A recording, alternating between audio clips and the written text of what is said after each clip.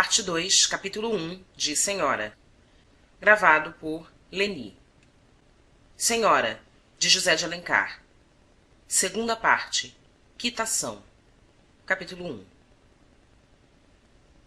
2 anos antes deste singular casamento, residia à rua de Santa Teresa uma senhora pobre e enferma.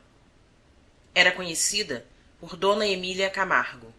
Tinha em sua companhia uma filha já moça, a que se reduzia toda a sua família. Passava por viúva, embora não faltassem malévolos, para quem essa viuvez não era mais do que manto decente a vendar o abandono de algum amante. Havia uns laivos de verdade nessa injusta suspeita. Quando moça, Dona Emília Lemos teve inclinação por um estudante de medicina, que dela se apaixonara. Certo de que seu afeto era retribuído, Pedro de Sousa Camargo, o estudante, animou-se a pedi-la em casamento. Vivia Emília na companhia do senhor Manuel José Correia Lemos, seu irmão mais velho e chefe da família. Tratou este de colher informações acerca do moço. Veio ao conhecimento de que era filho natural de um fazendeiro abastado, que o mandara estudar e tratava-o à grande.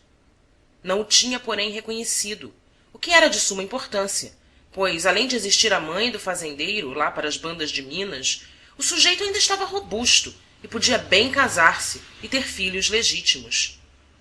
À vista dessas informações, entendeu Lemos que não se podia prescindir de certas formalidades, dispensáveis no caso de ser o rapaz herdeiro necessário. O irmão de Emília era apenas remediado, e já custava-lhe bem aguentar com o peso de 12 pessoas que tinha às costas, para arriscar-se ainda ao contrapeso de mais esta nova família em projeto. Por nossa parte, não há dúvida, meu camaradinha, arranja licença do papai, ou reconhecimento por escritura pública. O resto fica por minha conta. Era uma recusa formal, porquanto Pedro Camargo jamais se animaria a confessar o seu amor ao pai, que lhe inspirava, desde a infância, pela rudeza e severidade da índole, um supersticioso terror. Sua família me repele, Emília, porque sou pobre e não posso contar com a herança de meu pai, disse o estudante a primeira vez que encontrou-se com a namorada. A irmã de Lemos sabia, pelas explicações dos parentes, que efetivamente era aquele o motivo da recusa. Ela o repele porque é pobre, senhor Camargo, mas eu o aceito por essa mesma razão. Quer ser minha mulher ainda, Emília, apesar da oposição de seus parentes? Apesar de não ser eu mais do que um estudante sem fortuna? Desde que o motivo da oposição de meus parentes não é outro senão sua pobreza, sinto-me com forças de resistir. Que maior felicidade posso eu desejar do que partilhar sua sorte, boa ou má? Eu não me animava a pedir-lhe esta prova de seu amor, Emília. Você é um anjo. 15 dias depois, Pedro Camargo parava à porta de Lemos em um carro. Era hora do chá. Estavam todos na sala de jantar. Emília, que se recolhera a pretexto de incômodo, desceu a escada sem que a percebessem. No dia seguinte, pela manhã, Lemos, de jornal aberto, tomava nota dos anúncios, tarefa habitual com que estreava o dia, quando lhe entregaram uma carta. A capa era de relevos, e o conteúdo um quarto de papel cetim, com estas palavras: Pedro de Sousa Camargo e Dona Emília Lemos Camargo têm a honra de participar a Vossa Senhoria o seu casamento. Rio de Janeiro, etc. Na casa de Lemos, ninguém acreditou em semelhante casamento. Para a família, a moça não era senão a amante de Pedro Camargo, e por conseguinte uma mulher perdida. Entretanto, o casamento fora celebrado na matriz do Engenho Velho, em segredo, mas com todas as formalidades, pois os noivos eram maiores e haviam requerido as dispensas necessárias. Por esse tempo, o fazendeiro Lourenço de Sousa Camargo recebeu o aviso de que o filho vivia com uma rapariga que tirara de casa da família. Acrescentava o oficioso amigo que o estudante já se inculcava de casado, portanto, não seria de espantar se coroasse a primeira extravagância com a loucura de semelhante união.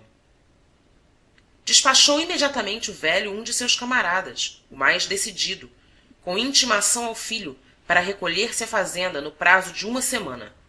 O emissário trazia a ordem terminante de conduzi-lo à força, caso não obedecesse. Pedro Camargo arrancou seus braços de sua Emília, prometendo-lhe voltar breve, para não mais separarem-se. Passados os primeiros assomos da irritação do velho, aproveitaria qualquer ocasião para confessar-lhe tudo. O pai, que o amava, não lhe negaria o perdão de uma falta irremediável e santificada pela religião. Faltou, porém, ao moço a coragem para afrontar novamente as iras do fazendeiro com a revelação de seu casamento. Preparava-se, fazia firme tenção, mas no momento propício fugia-lhe a resolução. Assim correram-se os dias e prolongou-se a ausência de Pedro Camargo. Escrevia ele a sua Emília longas cartas, cheias de ternuras e protestos, nas quais prometia-lhe partir dentro em poucos dias para levá-la à fazenda. Ao mesmo tempo, e por intermédio de um amigo, remetia à mulher os meios de prover a sua subsistência, enquanto não podia chamá-la para sua companhia, o que se realizaria logo que revelasse ao pai o segredo do casamento. Emília muito sofreu com essa ausência, não tanto pela posição falsa em que ficara, mas sobretudo pelo amor que tinha ao marido. Era, porém, feita para as abnegações. Em suas cartas a Pedro, nunca lhe escapou a menor queixa. Longe de exprobrar-lhe os receios que a mantinham na incerteza de sua sorte, ao contrário, o consolava do remordimento que sentia de sua própria timidez. Ao cabo de 1 ano, desvanecidas, se não dissipadas as suspeitas do velho fazendeiro, consentiu ele que o filho viesse à corte, de passagem. Reviram-se os 2 esposos, depois de tão longa ausência, e amaram-se nesses poucos dias por todo o tempo da separação. Encontrou Pedro Camargo já com 2 meses o seu primeiro filho, a quem deu o nome de Emílio, apesar das instâncias da mãe, que instava por Pedro. Não, Pedro não, é o nome de um infeliz, respondia o marido, com os olhos cheios de lágrimas.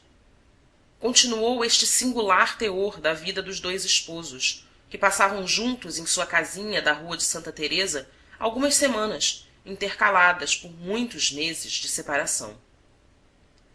Essas ausências acrisolavam o amor e lhe davam uma exuberância que mais tarde expandia-se com ignoto fervor. Os dias que Pedro Camargo demorava-se na corte era uma bem-aventurança para 2 corações que se reproduziam um no outro. Emília se resignou à sorte que lhe reservara a providência.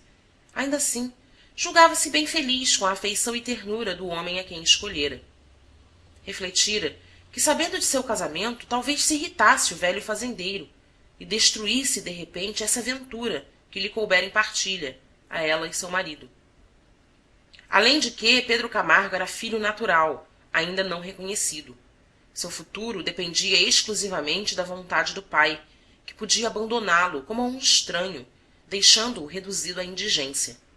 Esta circunstância influiu muito no espírito de Emília, não por si, que não tinha ambição, mas era esposa e mãe. A esse tempo, já lhe havia nascido também uma filha, que chamou-se Aurélia, por ter sido este o nome da mãe de Pedro Camargo, infeliz rapariga que morrera da vergonha de seu erro. Convencida do perigo de revelar o segredo de seu casamento, Emília condenou-se a uma existência não somente obscura, mas suspeita.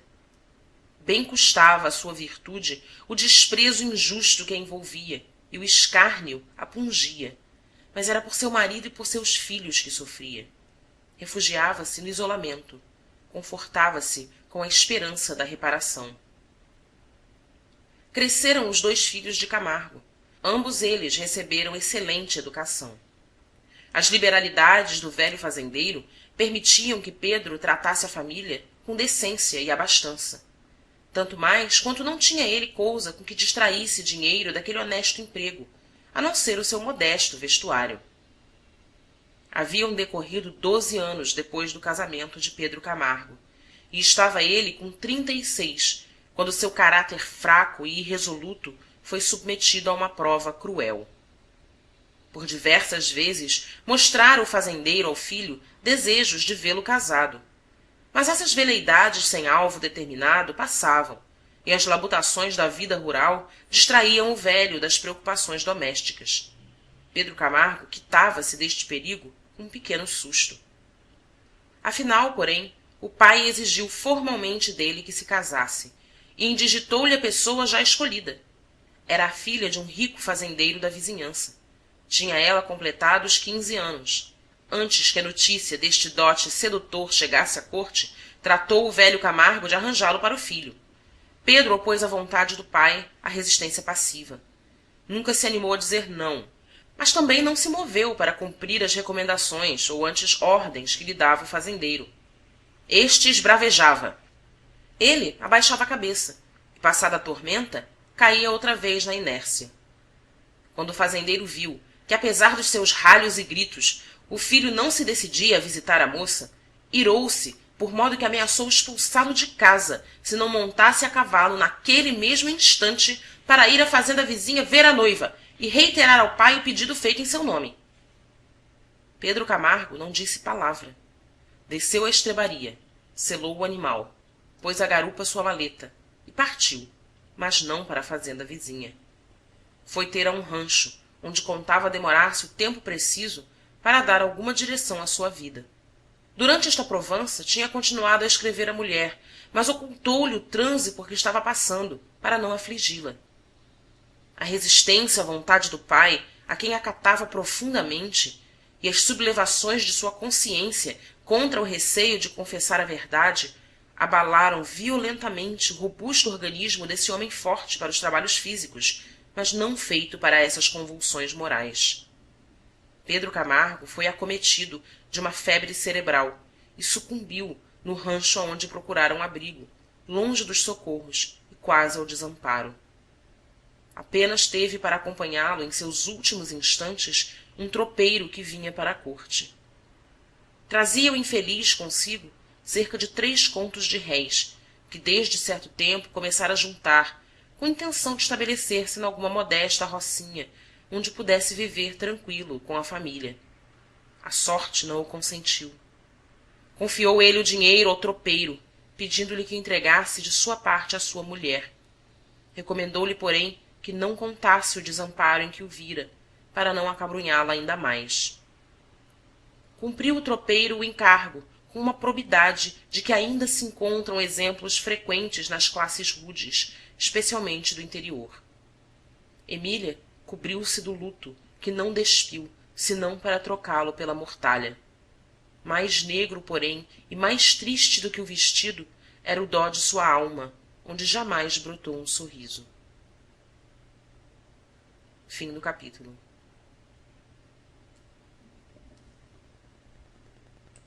Parte 2, capítulo 2, de Senhora. Parte 2, capítulo 2. A viuvez tornou ainda mais isolada e recolhida a existência de Emília, acrescentando-lhe a indiferença e desapego do mundo. O único elo que aprendia à terra eram seus filhos, mas tinha o pressentimento de que não permaneceria muito tempo com eles. O marido a chamava. Abandonou-se àquela atração que a aproximava do ente a quem mais amara e a desprendia aos poucos do espólio que ainda a retinha neste vale de lágrimas. Só uma inquietação a afligia ao pensar no próximo termo de seu infortúnio. Era a lembrança do desamparo em que ia ficar sua filha Aurélia, já nesse tempo moça, na flor dos 16 anos. De sua família, não podia Emília esperar arrimo para a órfã. As relações, cortadas por ocasião de seu casamento, nunca mais se haviam reatado. Os parentes continuavam a considerá-la mulher perdida e evitavam o contágio de sua reputação. Do sogro, também já recebera a pobre viúva o desengano. Depois do falecimento do marido, e logo que a dor lhe permitiu outros cuidados, escrevera ao Lourenço de Sousa Camargo, revelando-lhe o segredo do casamento e implorando sua proteção para os filhos de seu filho. O fazendeiro, da mesma forma que os parentes de Emília, não acreditou na realidade de um casamento oculto até aquela época, e do qual não aparecia documento ou outra prova. A carta da viúva só lhe revelou a continuação de relações que ele supunha desde muito extintas. atinando que fora a influência dessa mulher a causa da desobediência do filho, lançava-lhe a culpa da desgraça que sobreveio, esquecido de que ninguém sofrera tanto como ela, pois além da viuvez, a morte do marido deixava-lhe a pobreza e a desonra. Ainda assim, nessa disposição de ânimo, foi generoso o Camargo. Mandou entregar a Emília 1 conto de réis, dinheiro cru e seco, sem uma palavra de consolo ou de esperança. A pessoa que o levou à viúva fez-lhe sentir que tão avultada esmola devia livrar o fazendeiro de futuras importunações. O Emílio, que podia ser o amparo natural da irmã quando viesse faltar-lhe a mãe, não estava, infelizmente, nas condições de receber o difícil encargo. Ao caráter irresoluto do pai juntava ele um espírito curto e tardio. Apesar de haver frequentado os melhores colégios, achava-se aos 18 anos tão atrasado como um menino de regular inteligência e aplicação aos 12 anos. Reconhecendo sua inaptidão para algumas das carreiras literárias, Emília lembrara-se de encaminhá-lo à vida mercantil. Por intermédio do correspondente do marido, e pouco tempo depois da morte deste, fora o rapaz admitido como caixeiro de um corretor de fundos. Por mais esforços que fizesse o pobre Emílio, não lograva destrinçar as efemérides financeiras do movimento dos fundos públicos e oscilações do mercado monetário. Isto que aí qualquer filhote de zangão, a quem não desponta ainda o bigode, havia em 2 palhetadas, era para Emílio ciência mais abstrusa do que a astronomia. Chegava à casa com sua tábua de câmbios, o preço corrente, a cotação da praça e as notas que lhe havia dado o corretor. Sentava-se à mesa, preparava o tinteiro e o papel, mas não havia meio de começar. Seu espírito embrulhava-se por modo na tal meiada que não atava nem desatava. Ao cabo, chorava de raiva. Corria então Aurélia a consolá-lo. Sabia ela já a causa daquele pranto, cuja explicação uma vez lhe arrancara à força de carinho e meiguice. Tirava-o do desespero, animava-o a tentar a operação, e para suster-lhe os esforços ia auxiliando-lhe a memória e dirigindo o cálculo. A natureza dotara Aurélia com a inteligência viva e brilhante da mulher de talento, que se não atinge ao vigoroso raciocínio do homem, tem a preciosa ductilidade de prestar-se a todos os assuntos, por mais diversos que sejam. Que o irmão não conseguira em meses de prática, foi para ela estudo de 1 semana. Desde então, o caixeiro que ia à praça receber as ordens do patrão e levar-lhe os recados era o Emílio, mas o corretor que fazia todos os cálculos e operações ou arranjava o preço corrente era Aurélia. Assim, poupava a menina um desgosto ao irmão e o mantinha no emprego, a tanto custo arranjado. Bem se vê, pois, que Emílio, longe de prometer um amparo à irmã, ao contrário, tinha de ser, se já não era, um oneroso sacrifício para a menina, obrigada a consumir com ele o tempo e os poucos recursos, fruto de seu trabalho. Nestas circunstâncias, a mãe só via para a filha o natural e eficaz apoio de um marido. Por isso, não cessava de tocar a Aurélia neste ponto, e a propósito de qualquer assunto. Se vinha falar-se de sua moléstia, que fazia rápidos progressos, dizia Emília à filha: "O que me aflige é não ver-te casada, mais nada." Quando lembravam-se que o dinheiro deixado por Pedro Camargo e a esmola do fazendeiro haviam de acabar-se um dia, ficando elas na indigência, acudia a viúva: "Ah, se eu te visse casada!" Aurélia é quem suportava todo o peso da casa. Sua mãe, abatida pela desgraça e tolhida pela moléstia, muito fazia, evitando por todos os modos tornar-se pesada e incômoda à filha. Envolvera-se, ainda em vida, em uma mortalha de resignação que lhe dispensava o médico, a enfermeira e a botica. Os arranjos domésticos, mais escassos na casa do pobre, porém de outro lado mais difíceis, o cuidado da roupa, a conta das compras diárias, as contas do Emílio e outros mistérios, tomavam-lhe uma parte do dia. A outra parte ia-se em trabalhos de costura. Não lhe sobrava tempo para chegar à janela. À exceção de algum domingo em que a mãe podia arrastar-se até a igreja à hora da missa e de alguma volta à noite acompanhada pelo irmão, não saía de casa. Esta reclusão afligia a viúva, que muitas vezes lhe dizia: vai para a janela, Aurélia. Não gosto, respondia a menina. Outras vezes, ante a insistência da mãe, buscava uma desculpa: estou acabando este vestido. Emília calava-se, contrariada. Uma tarde, porém, manifestou todo o seu pensamento.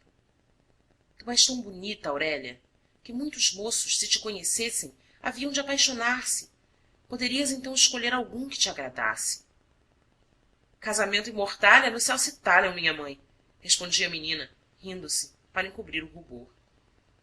O coração de Aurélia não desabrochara ainda, mas virgem para o amor, ela tinha, não obstante, a vaga intuição do pujante afeto que funde em uma só existência o destino de duas criaturas e, completando-as uma pela outra, forma a família. Como todas as mulheres de imaginação e sentimento, ela achava dentro em si, nas cismas do pensamento, essa aurora d'alma que se chama o ideal e que doura ao longe com sua doce luz os horizontes da vida. O casamento, quando acontecia pensar nele alguma vez, apresentava-se a seu espírito como uma cousa confusa e obscura, uma espécie de enigma, do seio do qual se desdobrava de repente um céu esplêndido que a envolvia, inundando-a de felicidade. Em sua ingenuidade, não compreendia Aurélia a ideia do casamento refletido e preparado. Mas a insistência de sua mãe, inquieta pelo futuro, fez que ela se ocupasse com esta face da vida real. Reconheceu que não tinha direito de sacrificar a um sonho de imaginação que talvez nunca se realizasse o sossego de sua mãe, primeiro, e depois seu próprio destino, pois que sorte a esperava se tivesse a desgraça de ficar só no mundo? O golpe que sofreu por esse tempo ainda mais a dispôs ao sacrifício de suas aspirações. Emílio, recolhendo-se muito fatigado uma tarde de excessivo calor, cometeu a imprudência de tomar um banho frio. A consequência foi uma febre de mau caráter que o levou em poucos dias. Aurélia não deixou a cabeceira do leito desse irmão, a quem ela amava com desvelo maternal. Os cuidados incessantes e os extremos de que cercou, bem como a necessidade de acudir a tudo, foi talvez o que a salvou de ser fulminada por essa desgraça. A viúva, que mal resistira ao golpe da perda do filho, ainda mais se aterrava agora com o isolamento em que ia deixar Aurélia. Se Emílio não prometia à irmã um arrimo, em todo caso era uma companhia, e podia dar-lhe ao menos a proteção material, quando não fosse senão de sua presença. Redobraram, pois, as insistências da pobre viúva, e Aurélia, ainda coberta do luto pesado que trazia pelo irmão, condescendeu com a vontade da mãe, pondo-se à janela todas as tardes. Foi para a menina um suplício cruel essa exposição de sua beleza com a mira no casamento. Venceu a repugnância que lhe inspirava semelhante amostra do balcão e submeteu-se à humilhação por amor daquela que lhe dera o ser e cujo único pensamento era a sua felicidade. Fim do capítulo 2.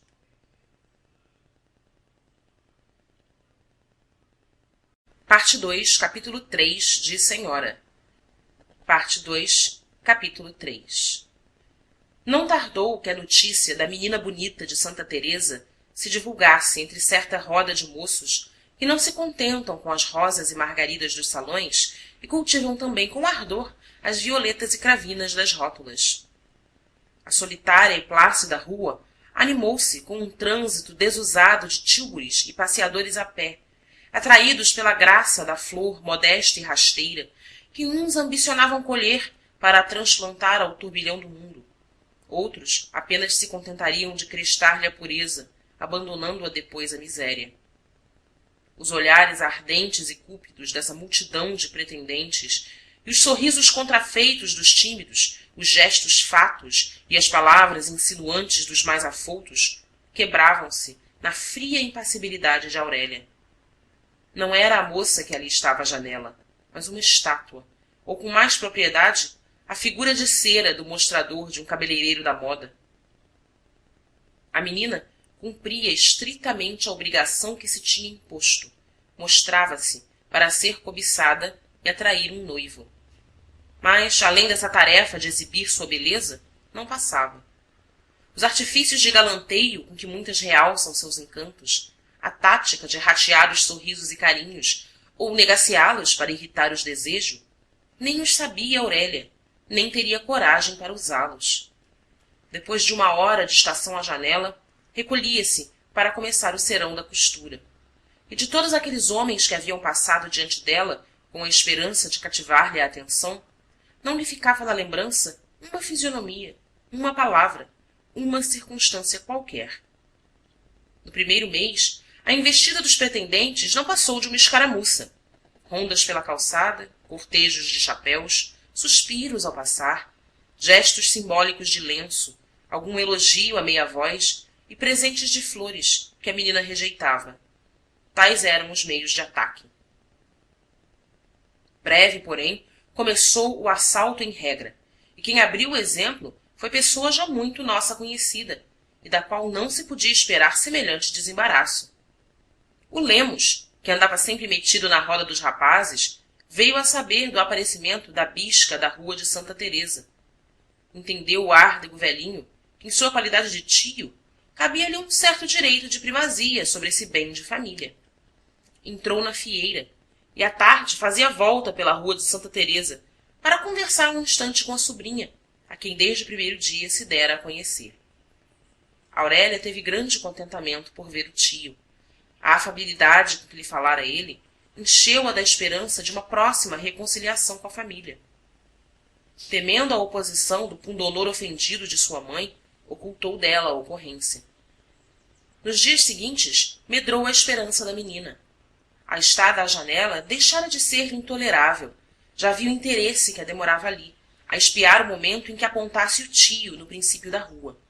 Ela, que não tinha para os mais elegantes cavalheiros um pálido sorriso, achou de repente em si, para seduzir o velhinho, o segredo da gentileza e faceirice, que é como a fragrância da mulher formosa. O restabelecimento das relações entre d Emília e o irmão interessava Aurélia muito intimamente. Assegurando-lhe um arrimo para o futuro, essa conciliação não só restituiria o sossego à mãe, como lhe pouparia a ela essa espera ao casamento, que era, para a pobre menina, uma humilhação. Foi para a turba dos apaixonados arruadores grande assombro e maior escândalo esse de verem todas as tardes, recostado insolentemente à janela de Aurélia, o rolho velhinho, conversando e brincando na maior intimidade com a menina. Ignorantes do parentesco, atribuíam essas liberdades a uma preferência inexplicável, pois o Lemos, notoriamente pobre, se não arrebentado, carecia do condão que dispensa todas as virtudes, o dinheiro. O sagaz do velhinho tratou de aproveitar a disposição de ânimo da sobrinha, antes que alguma circunstância fortuita viesse perturbar essas relações íntimas, por ele tecidas com habilidade. Uma tarde, depois de ter borboleteado com Aurélia como de costume, fazendo-a rir com suas facécias, despediu-se, deixando entre as mãos da sobrinha uma carta, faceira, de capa floreada, com um emblema de miosótis no fecho. Recebeu-a Aurélia, ao de leve surpresa. Mas logo, acudindo-lhe uma idéia, guardou-a no seio, palpitante de esperança, que enchia-lhe a alma. Essa carta devia ser a mensageira da conciliação, por ela tão ardentemente desejada. Ao fechar da noite, correu à alcova para ler. As primeiras palavras foi-lhe congelando nos lábios o sorriso que os floria, até que se crispou em um ofego de ânsia. Quando terminou, jaspeava-lhe a fisionomia essa lividez marmórea, que tantas vezes depois a empanava, como um eclipse de sua alma esplêndida. Dobrou friamente o papel, que fechou em seu cofrezinho de bucho, e foi ajoelhar-se à beira da cama, diante do crucifixo suspenso à cabeceira. Como a andorinha, que não consente lhe manche as penas a poeira levantada pelo vento e revoando molha constantemente as asas na onda do lago, assim a alma de Aurélia sentiu a necessidade de banhar-se na oração e purificar-se do contato em que se achara com essa voragem de torpeza e infâmia. A carta do Lemos era escrita no estilo banal do namoro realista, em que o vocabulário comezinho da paixão tem um sentido figurado e exprime à maneira de gíria não os impulsos do sentimento, mas as seduções do interesse. O velho acreditou que a sobrinha, como tantas infelizes arrebatadas pelo turbilhão, estava à espera do primeiro desabusado, que tivesse a coragem de arrancá-la da obscuridade onde a consumiam os desejos famintos e transportá-la ao seio do luxo e do escândalo. Apresentou-se, pois, francamente, como um empresário dessa metamorfose, lucrativa para ambos, e acreditou que Aurélia tinha bastante juízo para compreendê-lo. Quando, no dia seguinte, entrega a carta, notou que a rótula fechava-se obstinadamente à sua passagem, conheceu o Lemos, que tinha errado o primeiro tiro. Mas nem por isso desacoroçoou do projeto. Ainda não chegou a ocasião, pensou ele. O velho rapaz arranjara para seu uso, como todos os homens positivos, uma filosofia prática de extrema simplicidade. Tudo para ele tinha um momento fatal, a ocasião. A grande ciência da vida, portanto, resumia-se nisto: espiar a ocasião e aproveitá-la. Entendeu lá para si que o moral da sobrinha não se achava preparado para a resolução que devia decidir de seu destino. Esse coração de mulher ainda estava passarinho em plume. Quando lhe acabassem de crescer as asas, tomaria o vôo e remontaria aos ares. O que lhe cumpria, a ele, Lemos, era espreitá-la durante a transformação, para intervir oportunamente, e dessa vez tinha certeza de que não falharia o alvo. O exemplo do velho estimulou os mais animosos. Um deles, confiando na audácia, pôs em sítio a rótula, especialmente à noite, quando Aurélia cozia à claridade do lampião junto ao aparador. Pelas grades ia o conquistador insinuando súplicas e protestos de amor, com que perseguia a moça, insistindo para que lhe acudisse à rótula ou lhe recebesse mimos e cartinhas. Após este, seguiam-se outros. Conservava-se Aurélia impassível e tão alheia a essas competências que parecia nem ao menos aperceber-se delas. Algumas vezes assim era. Distraía-se com suas preocupações, de modo que ficava estranha aos rumores da rua. Todavia, aquelas importunações a incomodavam e, sobretudo, a insultavam. Como não cessassem, acabaram por inspirar-lhe uma resolução, em que já se revelavam os impulsos do seu caráter. Certa noite, em que um dos mais assíduos namorados a impacientou, ergueu-se Aurélia, mui senhora de si, e dirigiu-se à rótula, que abriu, convidando o conquistador a entrar. Este, tomado de surpresa e indeciso, não sabia o que fizesse, mas acabou por aceder ao oferecimento da moça. «Tenha bondade de sentar-se», disse Aurélia, mostrando-lhe o velho sofá encostado à parede do fundo. «Eu vou chamar a minha mãe». O leão quis impedi-la, e não o conseguindo, começava a deliberar sobre a conveniência de eclipsar-se, quando voltou Aurélia com a mãe. A moça tornou à sua costura, e Dona Emília, sentando-se no sofá, travou conversa com sua visita.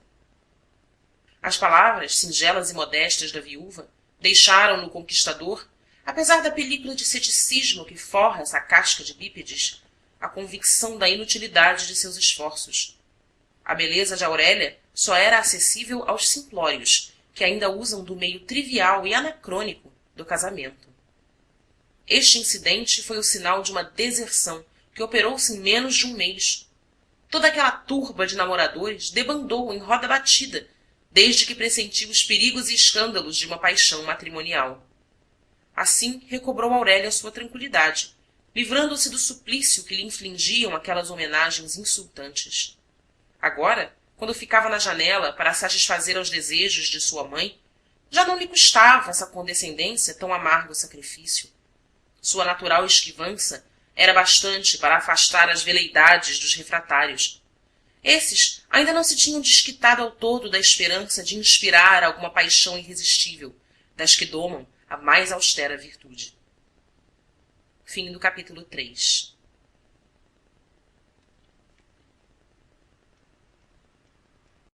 Parte 2, capítulo 4, de Senhora. Parte 2, capítulo 4.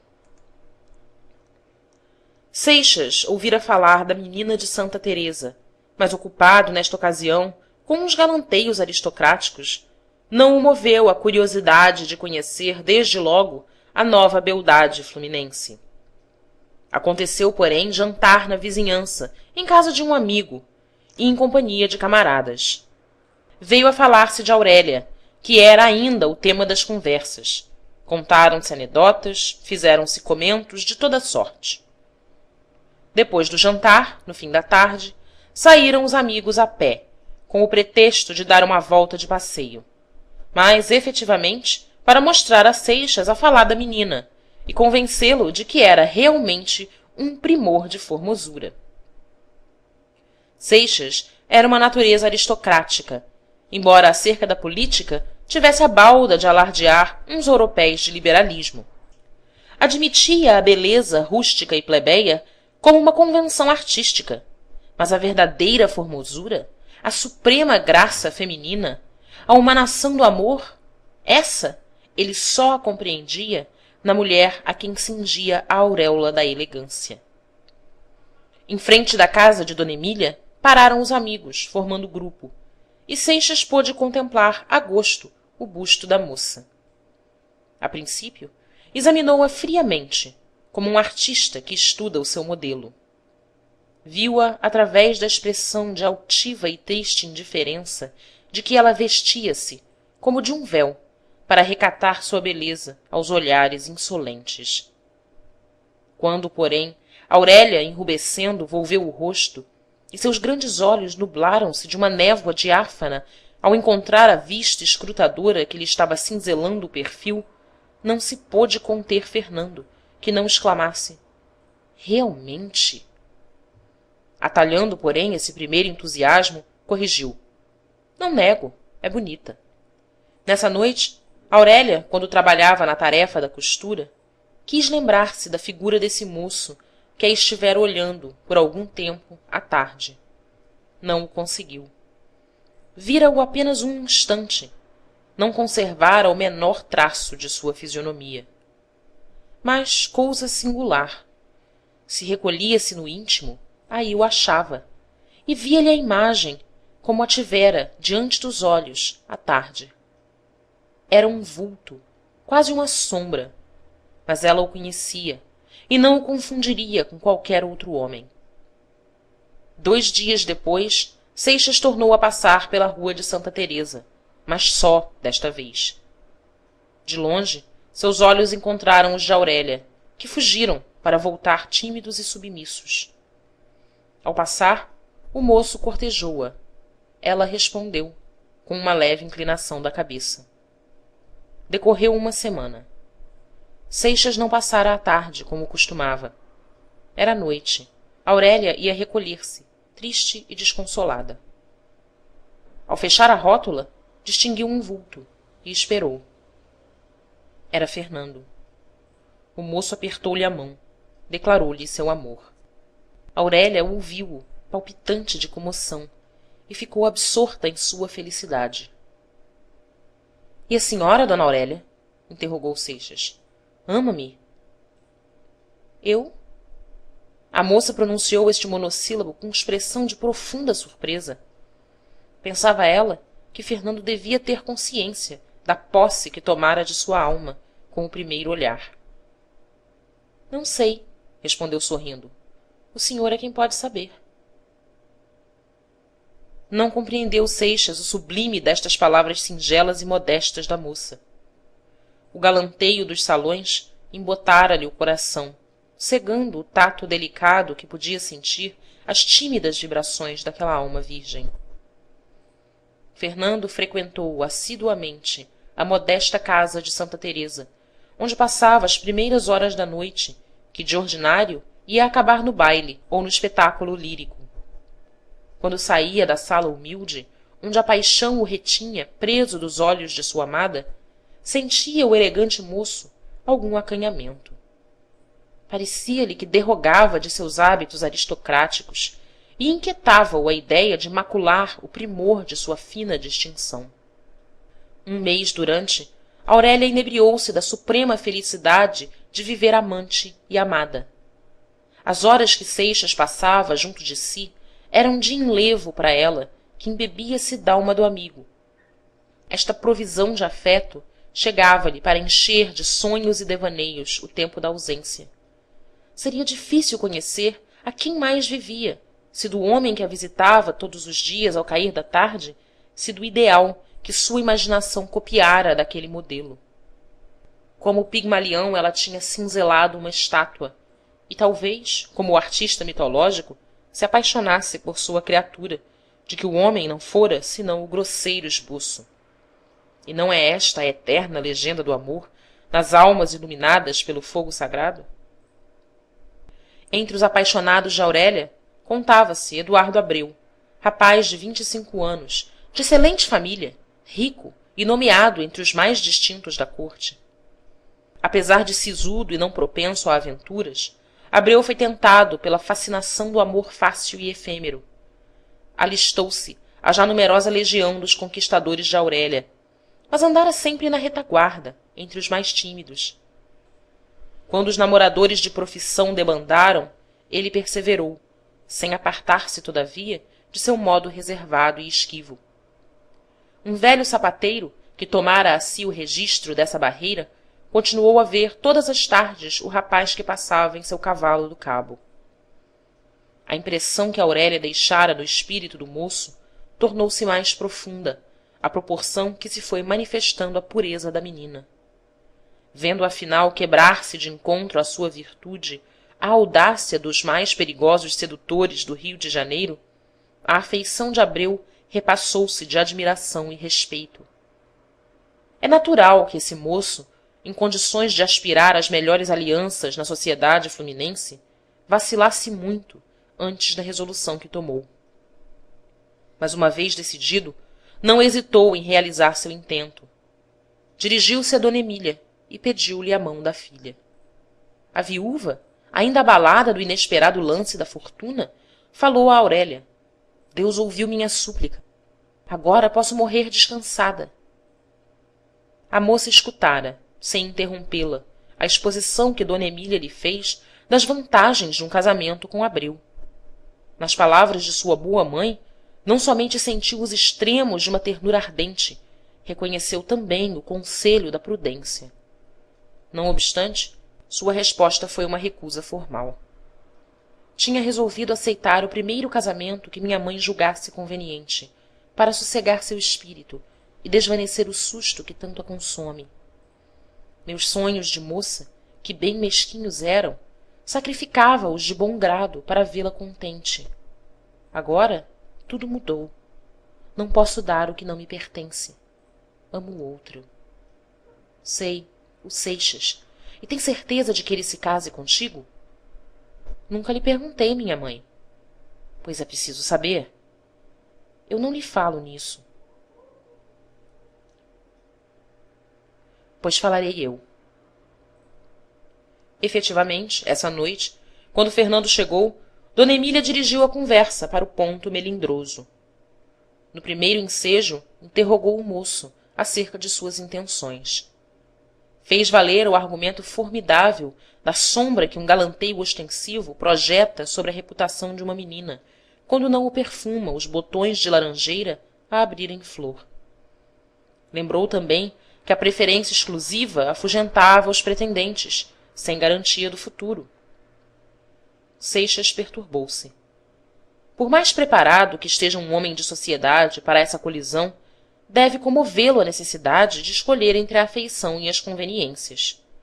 Ainda mais quando, para furtar-se ao dilema, esse homem delineou uma vereda sinuosa, por onde se arraste como réptil, serpeando entre o amor e o interesse. Assevero-lhe, Dona Emília, que minhas intenções são as mais puras. Se ainda não as tinha manifestado, era por aguardar a ocasião em que possa realizá-las de pronto, como convém em semelhante assunto. Minha carreira depende de acontecimentos que devem efetuar-se neste ano próximo. Então poderei oferecer a Aurélia um futuro digno dela, e que lhe invejem as mais elegantes senhoras da corte. Antes disso, não me animarei a associá-la a uma sorte precária, que talvez se torne mesquinha. Amo sinceramente sua filha, minha senhora, e esse amor dá-me forças para resistir ao egoísmo da paixão. Prefiro perdê-la a sacrificá-la. Este procedimento de sua parte é muito nobre, senhor Seixas. Não podia, com efeito, dar maior prova de estima a Aurélia do que renunciar a ela para não servir de obstáculo a um enlace que há de fazê-la feliz. Ditas estas palavras, a valetudinária senhora, a quem a conversa havia fatigado em extremo, recolheu-se ao interior. Fernando ficou na sala, aturdido com a conclusão que tivera a conversa, tão outra da que ele havia esperado. De feito, acreditara que d Emília, embalada na esperança do futuro brilhante por ele dourado com palavras maviosas e comovida pelos acentos de sua paixão, o deixaria cultivar docemente o amor perfeito, aí, no canteiro dessa pobre salinha mal alumiada por um lampião mortiço. Erguendo-se, afinal, o moço dirigiu-se ao canto da sala, onde Aurélia trabalhava inteiramente absorta em suas reflexões e alheia à cena que se acabava de passar, da qual, entretanto, era ela o assunto, e quem sabe se a vítima. Que motivo tinha a inexplicável indiferença da moça naquele momento? Talvez ela própria não o soubesse manifestar. É possível que as consequências da conversa preocupassem mais seu espírito do que as palavras trocadas entre sua mãe e Seixas. — Que significa isto, Aurélia? Perguntou o moço. Ela é mãe, Fernando, e tem o direito de inquietar-se pelo futuro de sua filha. Quanto a mim, sabe que amo sem condições, e nunca lhe perguntei onde me leva esse amor. Sei que ele é minha felicidade, e isto me basta. No dia seguinte, d Emília comunicou à filha o resultado da conversa que tivera com Seixas e reiterou os seus conselhos com as razões do costume. Se eu tivesse a desgraça de perdê-la, minha mãe, sua filha já não ficaria só. Teria para ampará-la, além de sua lembrança, um amor que não a abandonará nunca. A viúva deixou escapar um gesto de dúvida. Creia, minha mãe, o desejo de conservar-me digna do homem a quem amo me protegeria melhor do que um marido do acaso. d Emília não insistiu mais. Lembrou-se que ela também sacrificara-se por um amor igual, e não podia exigir da filha mais coragem do que ela tivera para resistir ao impulso do coração. Seixas, que a noite anterior deixara Aurélia comovido pela cândida abnegação da menina, quando soube que ela havia rejeitado, sem ostentação, um partido por que suspiravam muitas das mais fidalgas moças da corte, não pôde conter os impulsos da alma generosa. Apresentou-se em casa de d Emília e pediu a mão de Aurélia, que lhe foi concedida. Fim do capítulo 4.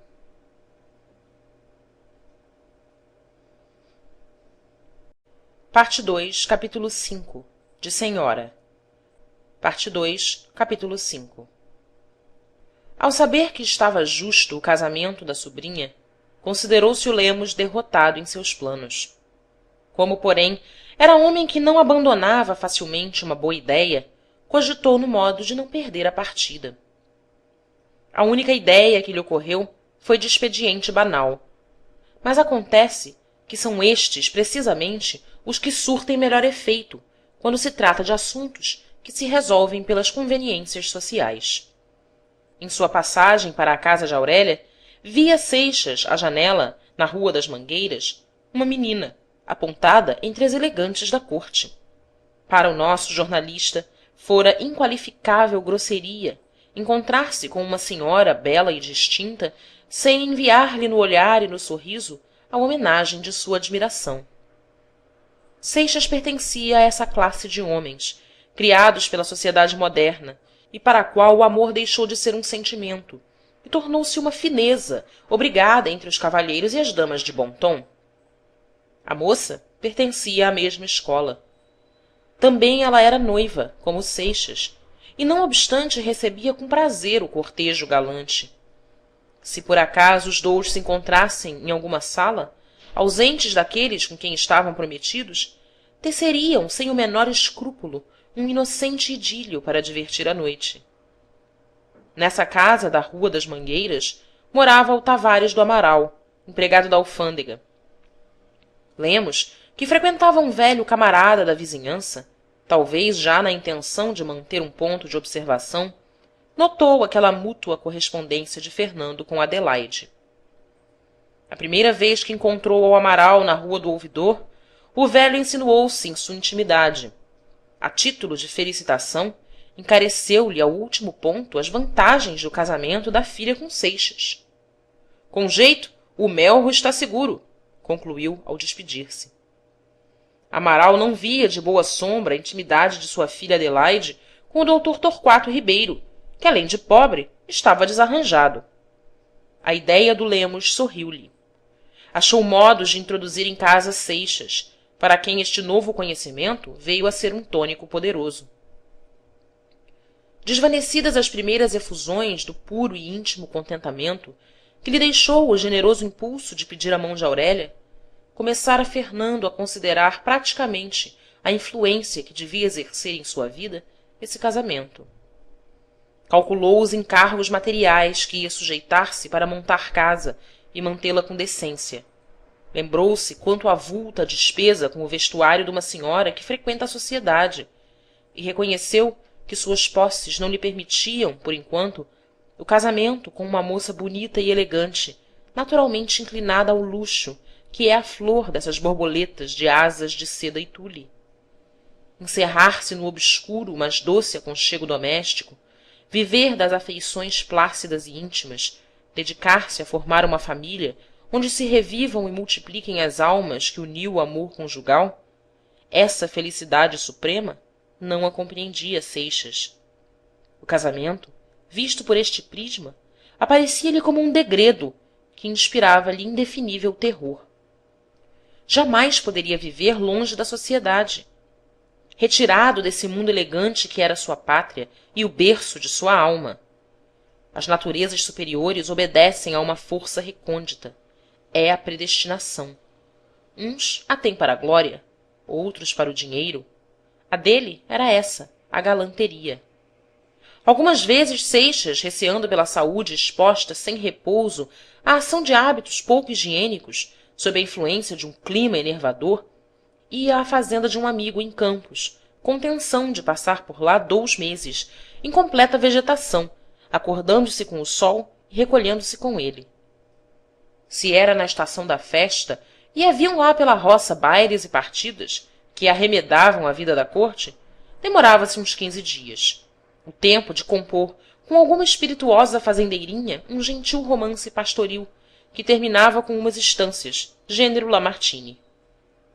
Quando, porém, a fazenda estava sossegada e na doce monotonia dos labores rurais, Fernando entregava-se ao que ele chamava a vida campestre, com um ardor infatigável. Erguia-se ao romper da alva, ia ao banho, corria às plantações e voltava para o almoço com um feixe de parasitas, orquídeas e bromélias. Na força da sua alheira, andava pelas fábricas a ver despolpar o café ou fazer o fubá. Durava este entusiasmo campesino 3 dias. No quarto, Fernando achava um pretexto qualquer para a volta precipitada, e antes de 1 semana estava restituído à corte. A primeira noite de baile ou partida era uma ressurreição. De um homem assim organizado com a molécula do luxo e do galanteio, não se podia esperar o sacrifício enorme de renunciar à vida elegante. Excedia isso às suas forças. Era uma aberração de sua natureza. Mais fácil fora renunciar à vida na flor da mocidade, quando tudo lhe sorria, do que sujeitar-se a esse suicídio moral, a esse aniquilamento do eu. Quando Seixas convenceu-se que não podia casar com Aurélia, revoltou-se contra si próprio.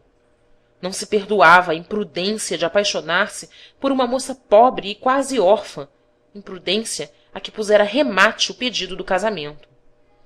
O rompimento deste enlace irrefletido era para ele uma cousa irremediável, fatal, mas o seu procedimento o indignava. Havia nessa contradição da consciência de Seixas com a sua vontade uma anomalia psicológica, da qual não são raros os exemplos na sociedade atual. O falseamento de certos princípios da moral, dissimulado pela educação e conveniências sociais, vai criando esses aleijões de homens de bem. Quem não conhece o livro em que Otávio Feuilly glorificou, sob o título de Honra, as últimas hesitações de uma alma profundamente corrompida? Seixas estava muito longe de ser um Camor, mas já nele começava o embotamento do senso moral que o influxo de uma civilização adiantada e no seio de uma sociedade corroída como a de Paris acaba por abortar aqueles monstros. Para o leão fluminense, mentir a uma senhora, insinuar-lhe uma esperança de casamento, trair um amigo, seduzir-lhe a mulher, eram passes de um jogo social permitidos pelo código da vida elegante. A moral inventada para uso dos colégios nada tinha que ver com as distrações da gente do tom. Faltar, porém, à palavra dada, retirar sem motivo uma promessa formal de casamento, era no conceito de Seixas ato que desairava um cavalheiro. No caso especial em que se achava, essa quebra de palavra tornava-se mais grave. Aurélia não tinha outro arrimo senão a mãe, consumida pela enfermidade que pouco tempo de vida lhe deixava. Faltando dona Emília, ficaria a filha órfã, sem abrigo, ao desamparo. Abandonar nessas tristes condições uma pobre moça, tida por sua noiva, seria dar escândalo. Independente da reprovação que o fato receberia de seu círculo, a própria consciência lhe advertia da irregularidade desse proceder, que ele não julgava qualificar severamente, taxando-o de desleal. Estas apreensões abateram o ânimo igual e prazenteiro de Seixas. Não perdeu o semblante a expressão afável, que era como a flor da nobre e inteligente fisionomia. Nem apagou-se nos lábios o sorriso que parecia o molde da palavra persuasiva. Mas sob essa jovialidade de aparato flutuava a sombra de uma tristeza, que devia ser profunda, pois se fixara nessa natureza volúvel e descuidosa. Aurélia percebeu imediatamente a mudança que se havia operado em seu noivo e inquiriu do motivo. Fernando disfarçou. A moça não insistiu e até pareceu esquecer a sua observação. Uma noite, porém, que Seixas se mostrara mais preocupado, na despedida ela disse-lhe: a sua promessa de casamento o está afligindo, Fernando. Eu lhe a restituo. A mim, basta-me o seu amor. Já lhe disse uma vez, desde que mudeu. Não lhe pedi nada mais. Fernando opôs às palavras de Aurélia frouxa negativa e formulou uma pergunta cuja intenção a moça não alcançou. Julga você, Aurélia, que uma moça pode amar a um homem a quem não espera unir-se? A prova é que o amo, respondeu a moça com candura. E o mundo, proferiu Seixas com reticências no olhar. O mundo tem o direito de exigir de mim a dignidade da mulher, e esta ninguém melhor do que o senhor sabe como a respeito. Quanto a meu amor, não devo contas senão a Deus, que me deu uma alma, e ao senhor, a quem a entreguei. Fernando retirou-se, ainda mais descontente e aborrecido. Essa afeição ardente, profunda, sublime de abnegação, ao passo que lisonjeava-lhe o amor próprio, ainda mais o prendia a essa formosa menina, de quem o arredavam fatalmente seus instintos aristocráticos e o terror pânico da mediania laboriosa.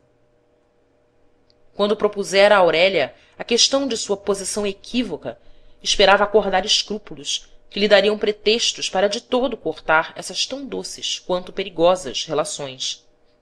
A resposta da menina o desconcertou. Foi nestas circunstâncias que Seixas recebeu o oferecimento do Amaral, e cedendo às suas instâncias amáveis, começou a frequentar-lhe a casa.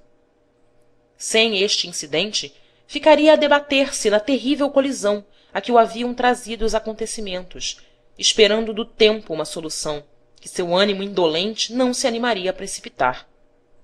Aquele pequeno desvio, porém, o lançara fora do torvelinho, submetendo-o a uma nova corrente que ia apoderar-se dele e conduzi-lo para longe. O Torquato Ribeiro amava sinceramente a Adelaide. A volubilidade da moça ofendeu-o, e ele retirou-se da casa, deixando o campo livre a seu adversário, que não carecia dessa vantagem. Amaral, dócil aos conselhos do Lemos, tratou, como dizia o velho, de bater o ferro quente. Seixas, convidado a jantar um domingo em casa do empregado, fumava um delicioso Havana ao levantar-se da mesa, coberta de finas iguarias, e debuxava com um olhar lânguido os graciosos contornos do talhe de Adelaide, que lhe sorria do piano, embalando-o em um noturno suavíssimo. Amaral sentou-se ao lado. Sem preâmbulos nem rodeios, a queima-roupa, ofereceu-lhe a filha, com um dote de 30 contos de réis. Seixas aceitou. Esse projeto de casamento, naquele instante, era a prelibação das delícias com que sonhava sua fantasia, excitada menos pelo champanhe do que pela sedução de Adelaide. A principal razão que moveu Seixas foi outra, porém. Fez como os devedores, que se liberam dos compromissos quebrando. Receoso de sua coragem para recuperar a isenção, penhorou-se a outros que o reclamassem e o defendessem como cousa sua. Fim do capítulo 5.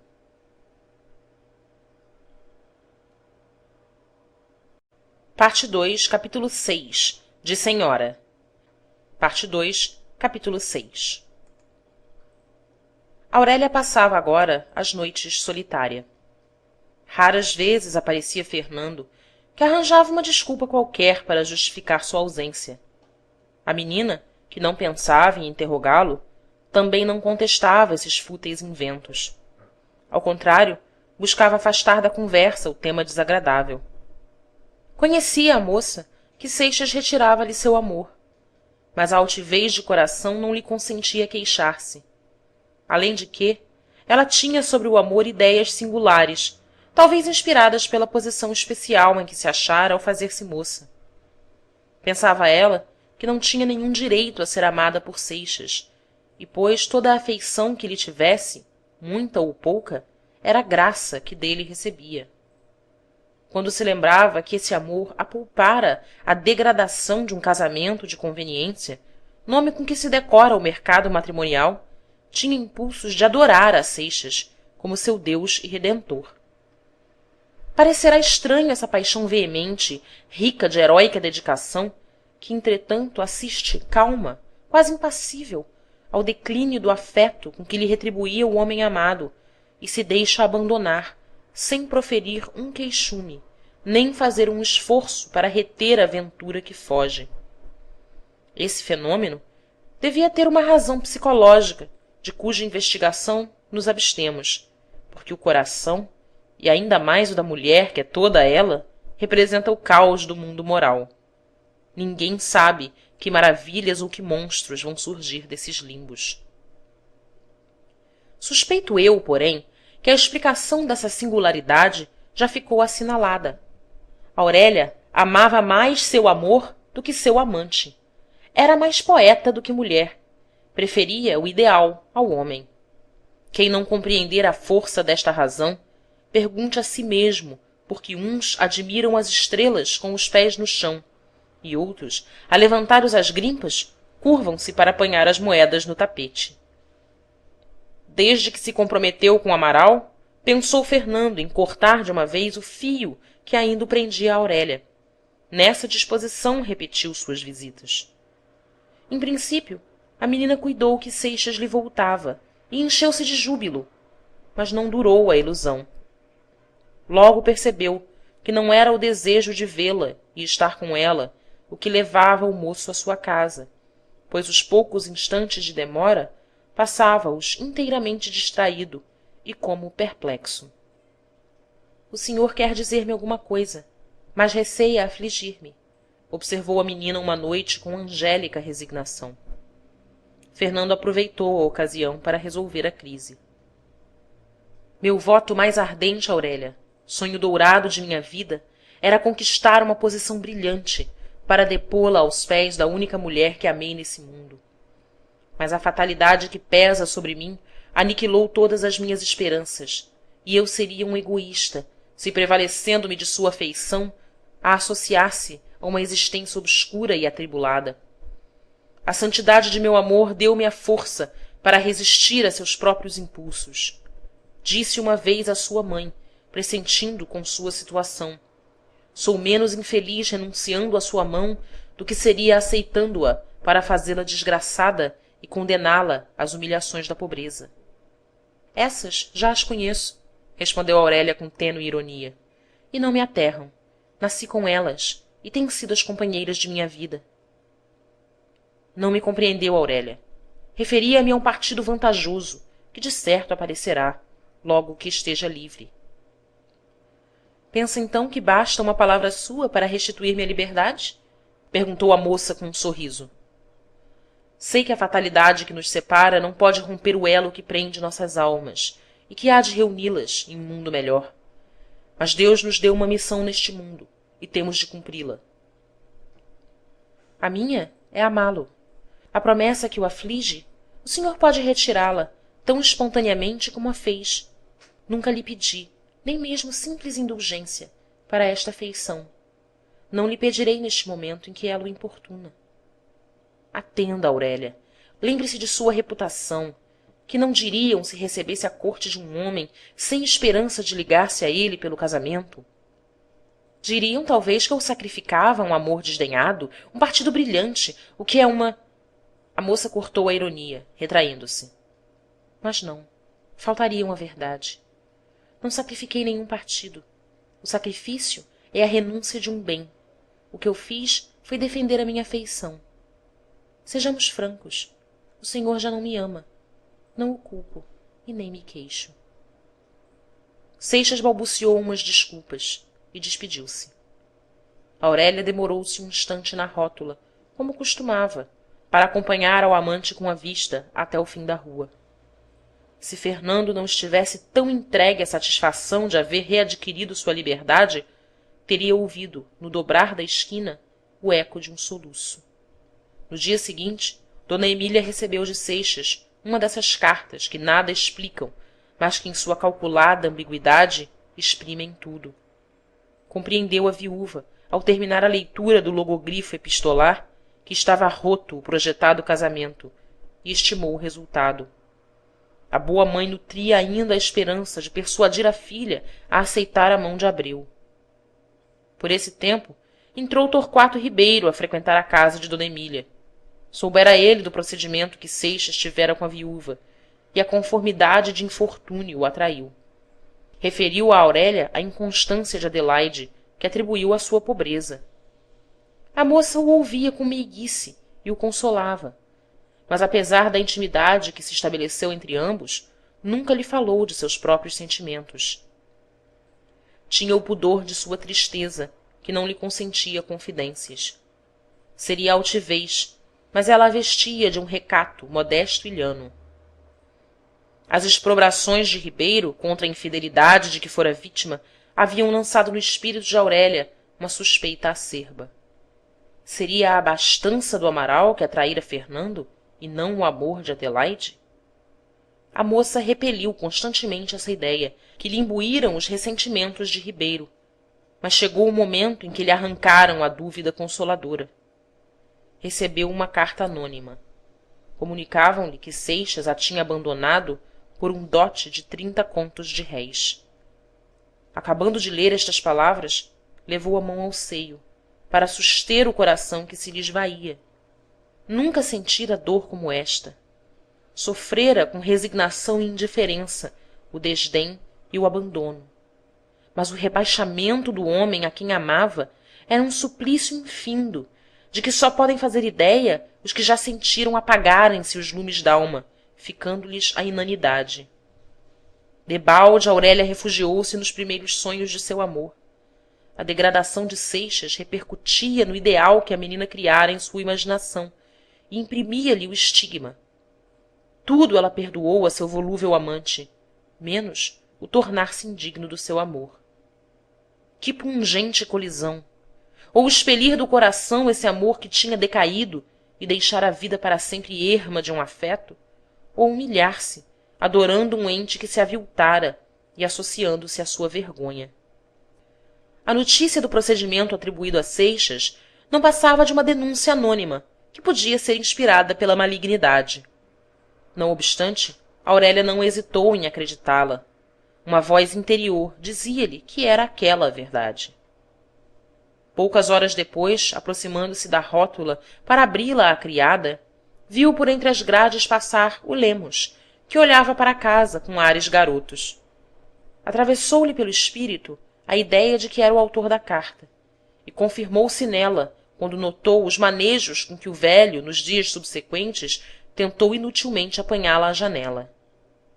Como esperava a Dona Emília, Eduardo Abreu voltou, apenas soube da retirada de Seixas. Aurélia recebeu-o, cheia de reconhecimento pela afeição que havia inspirado a esse moço e de admiração por seu nobre caráter. Não me pertenço, senhor Abreu. se algum dia pudesse arrancar-me a este amor fatal e recuperar a posse de mim mesma, creia que teria orgulho em partilhar a sua sorte. 3 dias depois partia um vapor para a Europa. Abreu tomou passagem e foi aturdir-se em Paris, onde lhe ficaram as ilusões da mocidade e algumas dezenas de contos de réis, mas não a lembrança de Aurélia. Entretanto, Seixas começava a sentir o peso do novo jugo a que se havia submetido. O casamento, desde que não lhe trouxesse posição brilhante e riqueza, era para ele nada menos que um desastre. As despesas de ostentação com sua pessoa unicamente absorviam-lhe todo o rendimento anual, além dos créditos suplementares. Que seria dele quando, além do seu, tivesse de prover também ao luxo de uma mulher elegante, que ela só come em sedas mais do necessário ao alimento de uma numerosíssima família? Isto sem falar da casa, que, se em solteiro ele conseguira reduzir ao estado de mito, adquiria para o marido de uma senhora à moda uma evidência cara. A promessa feita ao pai de Adelaide era explícita e formal. Em caso algum, Seixas se animaria a negá-la e faltar desgarradamente à sua palavra. Mas como não se obrigara a realizar o casamento em prazo fixo, esperava do tempo, que é grande e resolvente, uma emergência feliz que o libertasse. Por essa época, predispuseram-se as cousas para a candidatura que o nosso escritor sonhava desde muito tempo. E coincidindo elas com a partida da tal estrela nortista, lembrou-se Fernando de fazer uma excursão aeropolítica por Pernambuco, a expensas do Estado. Nunca, porém, se resolveria a esse desterro de ano se não esperasse, com esse adiamento, esgotar a paciência de Adelaide.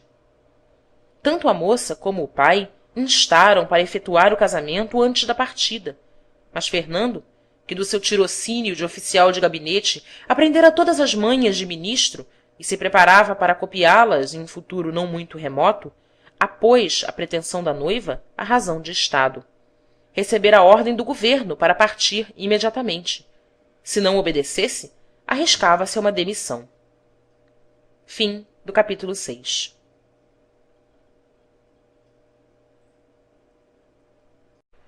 Parte 2, capítulo 7, de Senhora. Parte 2, capítulo 7. Um dia, por manhã, bateram à porta de Dona Emília. Quando a viúva e a filha vieram à sala, acharam sentado no sofá um velho, alto e robusto, cujo traje denotava provinciano ou homem do interior. Tinha o rosto sanguíneo e os traços duros e salientes. Cravou ele o olhar pesado no semblante de Aurélia, sem erguer-se à chegada das senhoras. Depois de ter assim examinado a menina com insistência desusada, volveu a vista para a viúva. Reparou no vestido preto desbotado que ela trazia por casa e tornou a descarregar os olhos torvos sobre a moça. Dona Emília, assustada com estes modos, trocou um sinal de inteligência com a filha. Ambas receavam achar-se em presença de algum louco ou ébrio. Julgando-se expostas a um desacato, não sabiam que fazer. Entretanto, as lágrimas saltavam aos molhos das pálpebras do velho, que, erguendo-se de supetão, correu a Aurélia e suspendeu a moça nos braços, antes que ela se pudesse esquivar. — Que é isto, senhor? Está louco! Disse Dona Emília, levantando-se para defender a filha. Às palavras da viúva e ao grito que soltara Aurélia, o velho recuou e quis falar, mas o soluço embargava-lhe a voz. — Não me conhece, minha filha. Sou o pai de seu marido. — O senhor Lourenço Camargo? Ele mesmo. Não consente que abrace minha neta? Foi Aurélia quem se lançou nos braços do velho, e este, depois que a teve cerrada ao peito por algum tempo, desviou-se bruscamente e foi sentar-se no sofá, enxugando o rosto com o grande lenço de seda enrolado em uma bola. — É o retrato de meu Pedro. Pobre rapaz, murmurou o velho.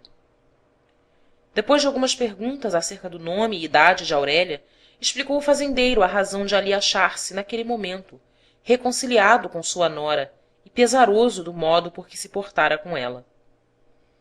Na estalagem ou rancho em que falecera, deixou Pedro Camargo sua maleta. Guardou-a o dono da casa, com tenção de levá-la à fazenda, ou mandá-la pelo primeiro portador. Por lá ficou, anos, até que pairou aí, por acaso, um formigueiro, nome que dão ao indivíduo perito em destruir o inseto daninho que devora as roças. Esse de que se trata ia à fazenda do Camargo oferecer os seus serviços e incumbiu-se de levar a mala. Ao recebê-la, avivaram-se ao fazendeiro as saudades do filho. Enxugou os olhos e mandou acender uma fogueira no terreiro para queimar os objetos que haviam pertencido ao morto. Enquanto se cumpria sua ordem, abriu ele próprio a maleta e tirou, uma por uma, as peças, enxovalhadas, um pequeno estojo de toucador e outras coisas de uso comum. No fundo, havia um volume envolto em papel e atado com uma fita preta. Continha as fotografias de Pedro Camargo, da mulher e dos 2 filhos, a certidão de casamento e as de batismo dos 2 meninos, e, finalmente, uma carta, sem sobrescrito, dirigida ao fazendeiro. Essa carta, de data muito anterior ao falecimento, indicava que Pedro Camargo tinha a princípio pensado em suicidar-se e se preparara para levar a efeito esse desígnio, escrevendo ao pai, a fim de implorar-lhe o perdão de sua falta. Depois de fazer a confissão do casamento, que havia ocultado só pelo receio de afligir ao pai, suplicava-lhe que protegesse sua viúva e aqueles órfãos inocentes que eram seus netos e que o haviam de substituir, a ele, Pedro, no amor e na veneração. Lendo essa carta, Lourenço Camargo afigurou-se receber as últimas palavras do filho e lembrou-se quanto fora injusto, duvidando da realidade desse casamento, de que ali tinha a prova irrecusável. Era uma alma rude, mas direta. Nessa mesma noite partiu para a corte. Por intermédio do correspondente, mandou colher informações na vizinhança e soube que a viúva ainda morava na mesma casa. Depois dessas explicações que arrancaram lágrimas às 2 senhoras, sobretudo quando leram a carta de Pedro Camargo, o velho deu um giro pela sala e, tomando o chapéu, disse: "Chorem a seu gosto, eu voltarei depois." De feito, voltou, todos os dias, enquanto se demorou na corte. Por seu gosto, teria enchido de presentes a Aurélia e a mãe. Porém, as 2 senhoras acanharam-se com a excessiva liberalidade, pelo que amuou-se o velho fazendeiro. "Pois bem, não lhes darei mais nada. Quando precisarem, peçam." 2 dias depois desse incidente, apresentou-se o velho com um maço de papel lacrado. Ao tirá-lo do bolso do jaleco, refranziu jocosamente a cara para Aurélia. "Não vá pensando que é presente, não, senhora dona. Fique descansada. Quero que me guarde aqui este papel, até a volta." "Se tem dinheiro, acho melhor," ia dizendo Aurélia. "Qual dinheiro? Você parece que tem nojo dos meus cobres." "Não é por isso, meu avô. Bem vê que 2 mulheres, numa casa como esta, oferecem pouca segurança." "Pois saiba que isto é um papel, uma escritura que passei, e para não perder na viagem, deixo em sua mão." Na capa do maço estavam escritas em bastardinho estas palavras: "Para minha neta Aurélia guardar, até eu, seu avô, lhe pedir. L. S. Camargo." Partiu o velho para a fazenda, tendo mandado adiante de si pedreiros, carapinas e pintores, a fim de quanto antes transformar o velho e sujo casebre em uma habitação digna de receber a família de Pedro Camargo, com certo aparato que o fazendeiro considerava indispensável como reparação de sua anterior indiferença. Além do material do edifício, havia também no regime da casa certos hábitos inveterados que se estabelecem em algumas fazendas, sobretudo quando são os donos solteirões. Camargo carecia pelo menos de um mês para coibir umas familiaridades antes toleradas e abolir certa moda de saia ou tanga que dava às crioulas uns ares de dançarinas, menos a calça de meia e os frocos de gaze. Compreendia o Camargo que estas minudências, inocentes para um velho barbaçudo como ele, deviam arrepiar os escrúpulos da corte. Mas, quando essa idéia não lhe acudisse, bastava-lhe ter visto Aurélia e respirado a atmosfera de altiva castidade que envolvia a formosa menina, para não ousar profaná-la com o contágio daquelas indecências. Logo após a partida de Camargo, d Emília teve um dos costumados acessos da moléstia crônica, porém tão forte que inspirou sérios receios ao médico. O paroxismo cedeu à aplicação de remédios enérgicos, mas a viúva não se levantou mais do leito, onde agonizou, cerca de 2 meses. Foi este o período mais difícil da vida de Aurélia, porque às mágoas acerbas de seu amor ludibriado acresceu a dor dos sofrimentos de sua mãe. E como se não bastasse esse golpe para acabrunhá-la, veio agravar esta situação a miséria com seu cortejo.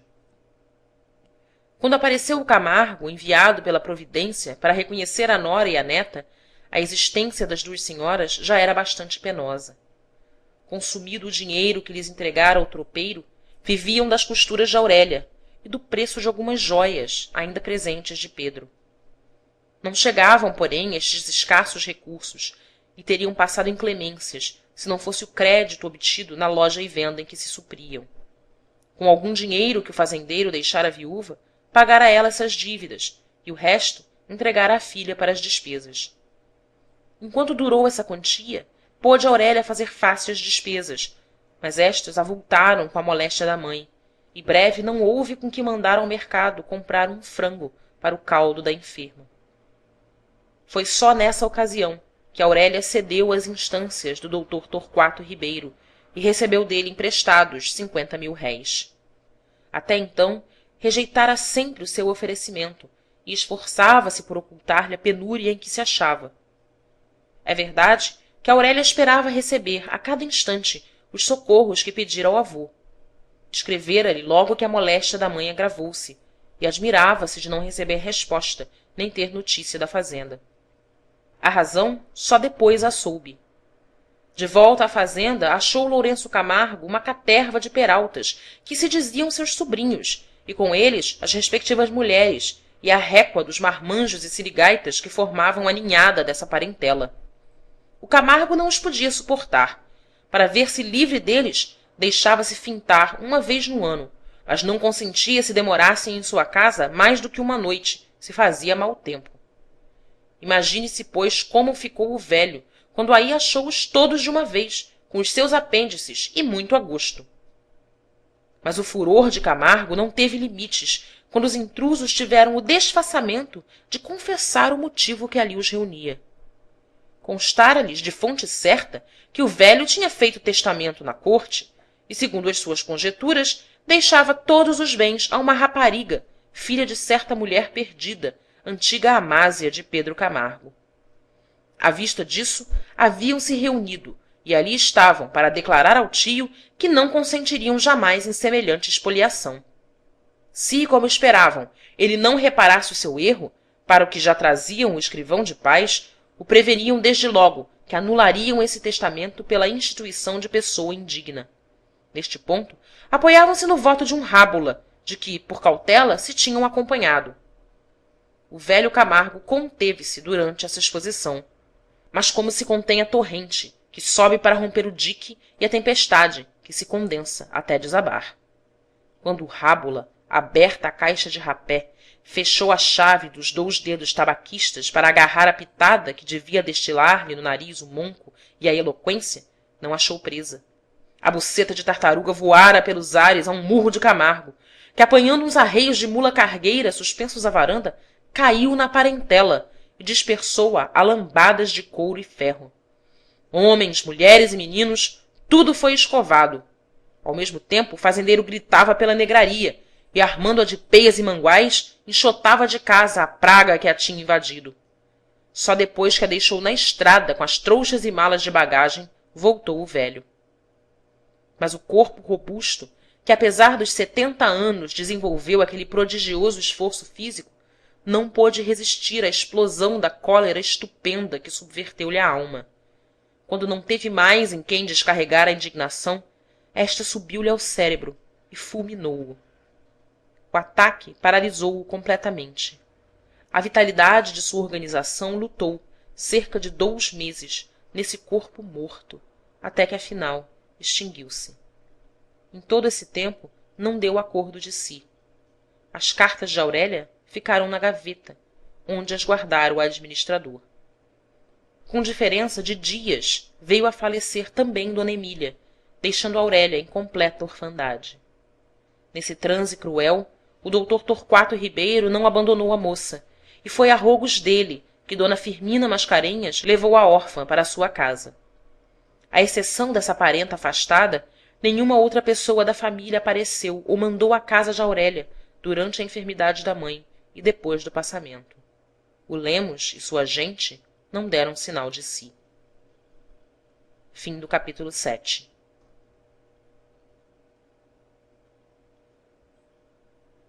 Parte 2, capítulo 8, de Senhora.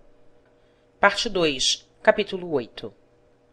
Aceitando a companhia de Dona Firmina, não era a intenção de Aurélia tornar-se pesada à sua parenta.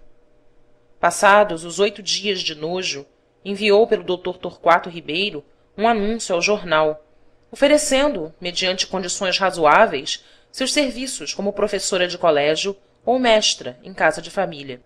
Estava, porém, disposta a descer até o mister mais modesto, de costureira ou mesmo de aia de alguma senhora idosa. Decorreu mais de mês, sem que aparecesse cousa séria. Apenas se apresentaram alguns desses farejadores de aventuras baratas, a 100 réis por linha. Dona Firmina, porém, percebeu-lhes a manha e despediu-os da escada, sem consentir que vissem a moça. Pensava Aurélia em mandar outro anúncio, quando a procurou um negociante, que andara à cata de sua nova morada. Era o correspondente do falecido Camargo, que vinha comunicar à moça o falecimento do fazendeiro. A senhora tem em seu poder um papel que o meu amigo lhe deu a guardar, recomendando-me que, no caso de acontecer-lhe alguma cousa, lhe avisasse para abri-lo.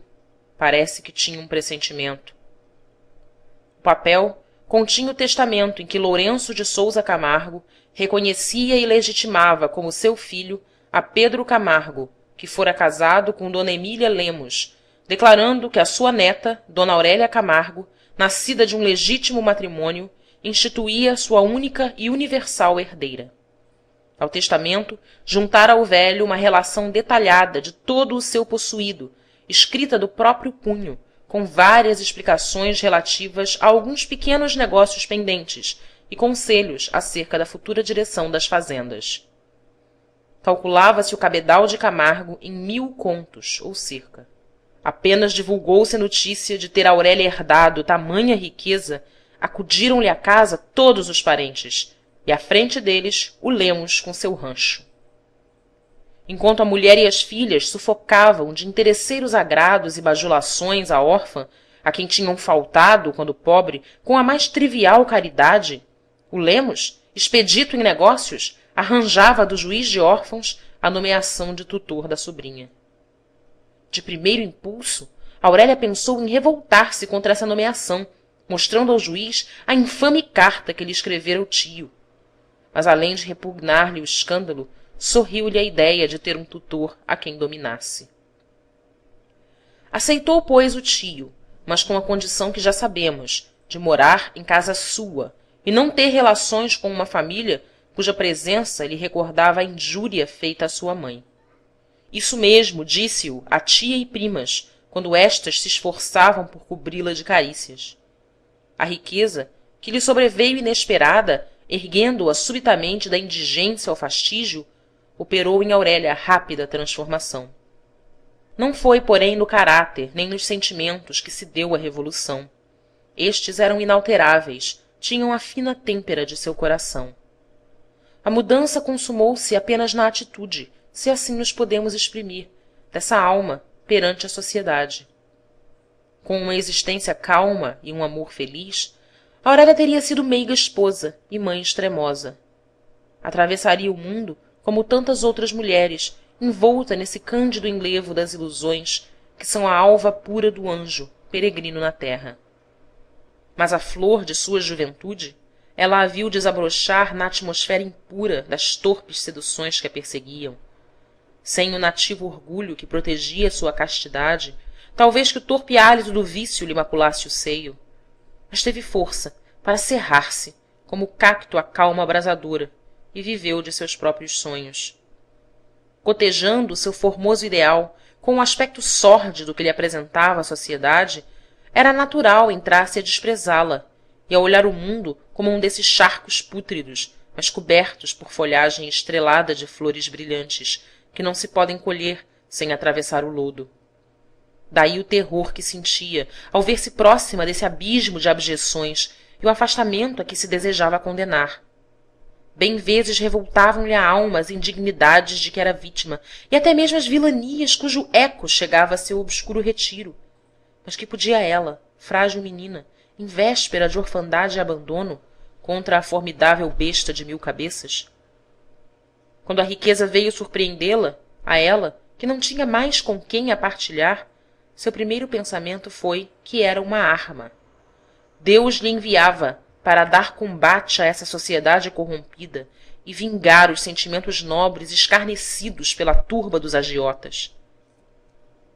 Preparou-se, pois, para a luta, a qual talvez a impelisse principalmente a ideia do casamento, que veio a realizar mais tarde. Quem sabe se não era o aviltamento de Fernando Seixas que ela punia com o escárnio e a humilhação de todos os seus adoradores? Logo nos primeiros dias que seguiram-se à abertura do testamento, Aurélia tratou de pagar as dívidas de sua mãe e recompensar os serviços que lhe haviam prestado durante a enfermidade de Dona Emília várias pessoas pobres da vizinhança. Nessa ocupação a ajudava o Dr. Torquato Ribeiro, com quem ela se aconselhava, sobretudo acerca dos negócios da tutela. O bacharel não advogava, mas consultava aos colegas para satisfazer a menina e dirigi-la com acerto. Também temos uma dívida a saldar entre nós dous, disse Aurélia, mas essa fica para depois. Não lhe pago agora. Uma bagatela, tornou-lhe Ribeiro. Oh, não sabia que era tão rico. Sou pobre, bem sabe, dona Aurélia. Sei. Se fosse rico, nunca seria sua devedora. A despesa que fez com o enterro de minha mãe deve fazer-lhe falta. Perdão, não fui eu. Quem foi, então? Perguntou Aurélia no auge da surpresa. Ribeiro tirou a carteira. Nunca lhe falei nisso com receio de afligi-la. No dia do falecimento de Dona Emília, saí, como sabe, para tratar do enterro. Já tinha dado muitas voltas inúteis quando recebi esta carta sem assinatura.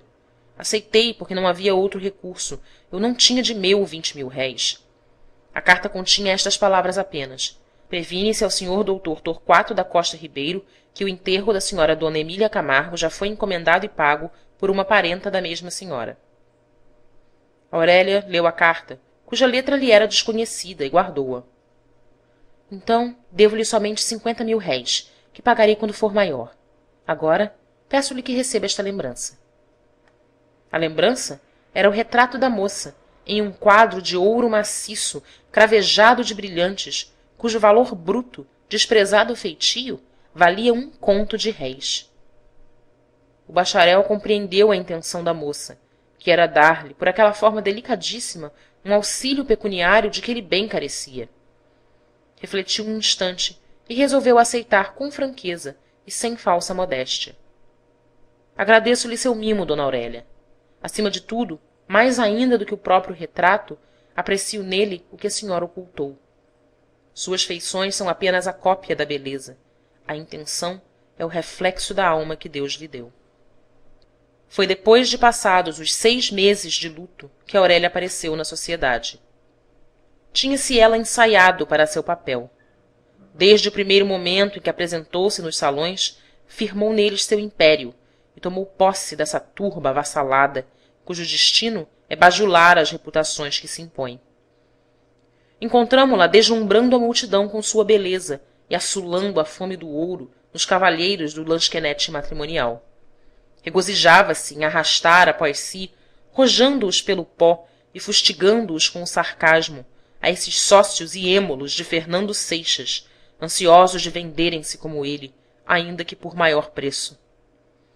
Por isso os tinha reduzido à mercadoria ou traste, fazendo-lhes a cotação, como se usava outrora com os lotes de escravos.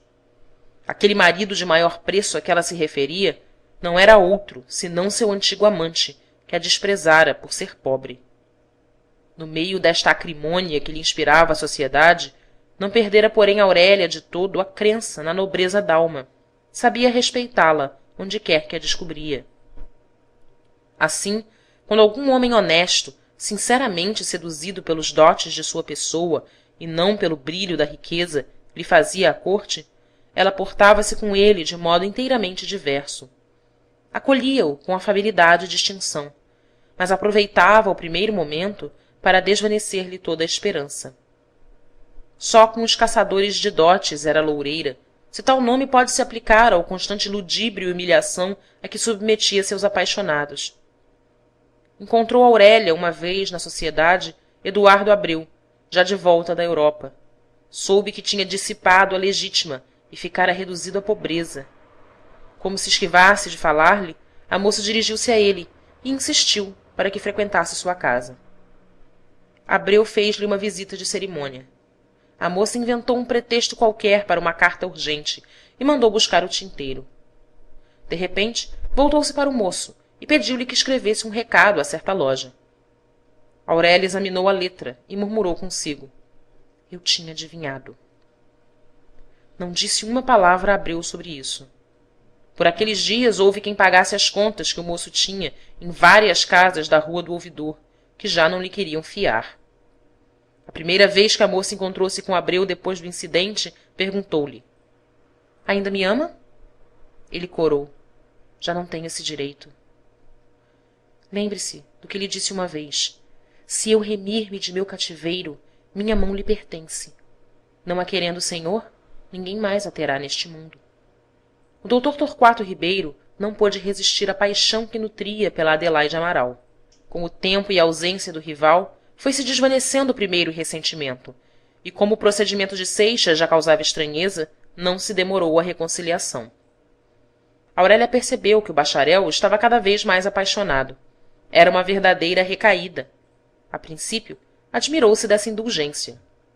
E eu, não amo um homem que não somente me esqueceu por outra, mas que se rebaixou? Pensou então em favorecer esse amor do Ribeiro, o que obteve, concorrendo para a realização do projeto que afagava e a cuja realização assistimos. Estes foram os acontecimentos que ocorreram antes de encontrarmos pela primeira vez nos salões Aurélia Camargo. Fim do capítulo 8.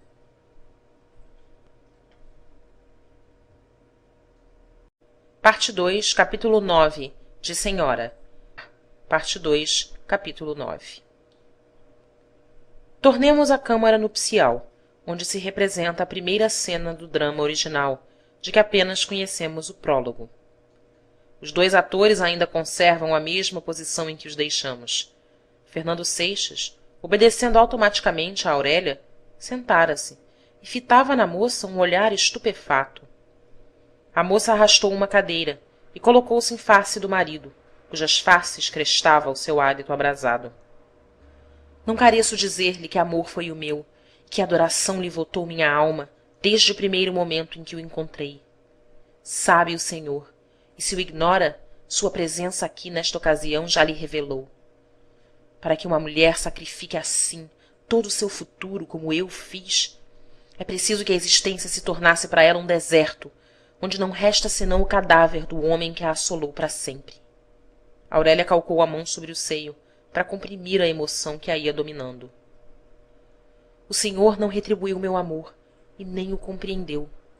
Supôs que eu lhe dava apenas a preferência entre outros namorados e o escolhia para herói dos meus romances, até aparecer algum casamento, que o Senhor, moço honesto, estimaria para colher à sombra o fruto de suas flores poéticas. Bem vê que eu o distingo dos outros, que ofereciam brutalmente, mas com franqueza e sem rebuço, a perdição e a vergonha. Seixas abaixou a cabeça. Conheci que não amava-me, como eu desejava e merecia ser amada. Mas não era sua a culpa, e só minha, que não soube inspirar-lhe a paixão que eu sentia. Mais tarde, o Senhor retirou-me essa mesma afeição com que me consolava e transportou-a para outra, em quem não podia encontrar o que eu lhe dera, um coração virgem e cheio de paixão com que eu adorava.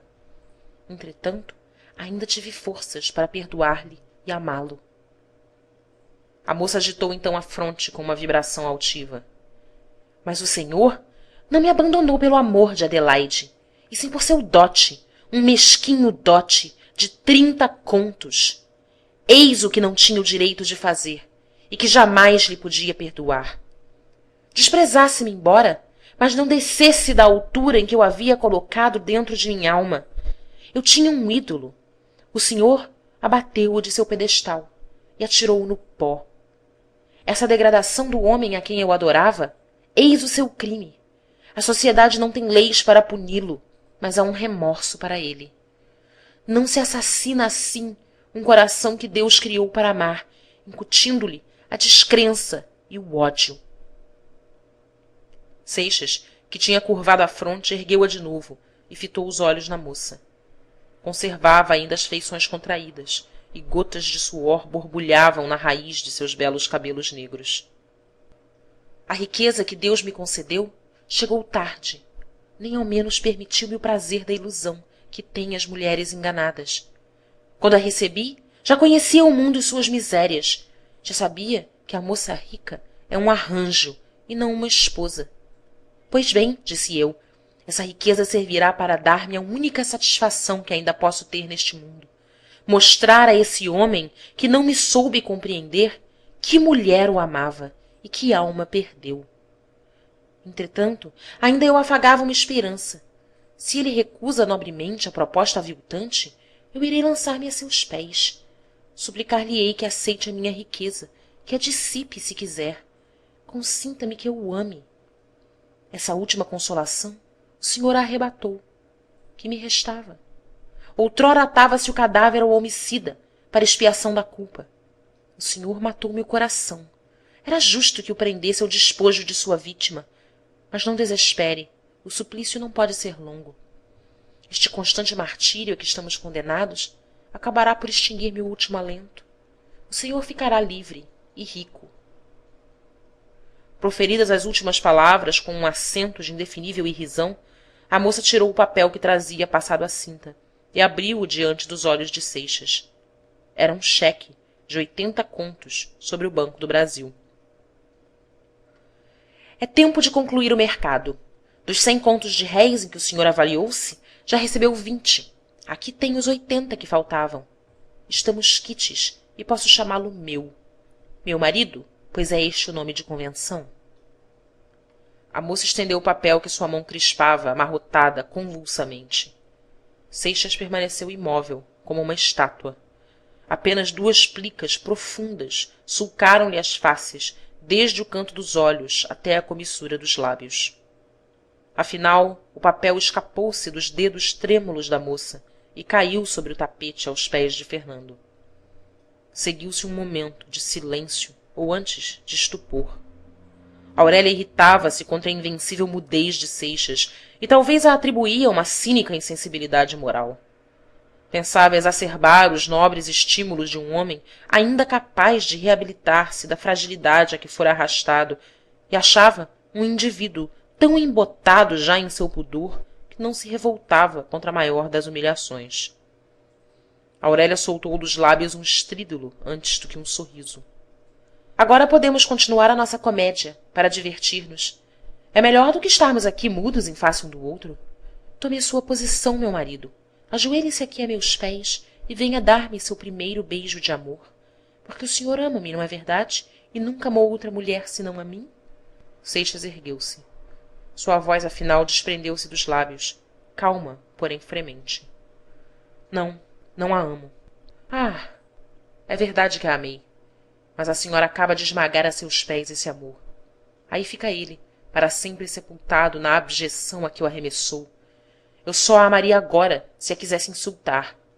Pois que maior afronta pode fazer a uma senhora, um miserável, do que marcando-a com o estigma de sua paixão? Mas fique tranqüila.